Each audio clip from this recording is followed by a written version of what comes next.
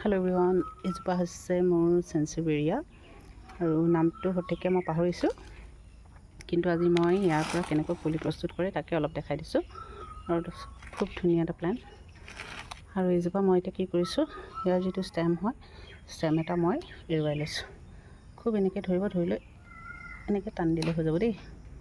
সেইটো দেখিলে নহয়। এতিয়া এই ষ্টেমটো আপোনালোকে যিকোনো ঠাইত ভাল ধৰণে এনেকৈ পুতি থ'লে ইয়াৰ পৰাই এটা পুলি হ'ব।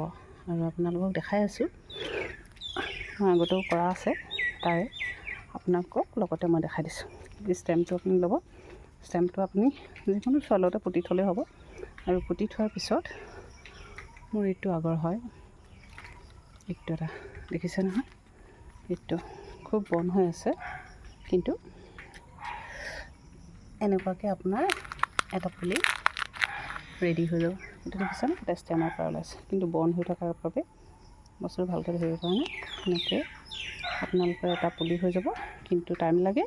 সেইটো যদি আপুনি এইবছৰ ৰুৱে, তেতিয়াহ'লে নেক্সট ইয়েৰলৈহে ইয়াৰ এটা সৰু কোষ ওলাব।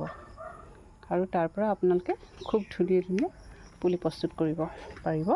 আৰু কিন্তু এটা পুলি প্ৰস্তুত কৰোঁতে বহুতখিনি সময় লাগে, আৰু বছৰটো লাগেই বাৰু, আৰু আপোনাৰ ধৈৰ্য্যৰ প্ৰয়োজন হয়। আৰু সেইটোৰ পৰা মই কৰিছোঁ এইকেইটা পুলি, দেখিছে নহয় কিমান।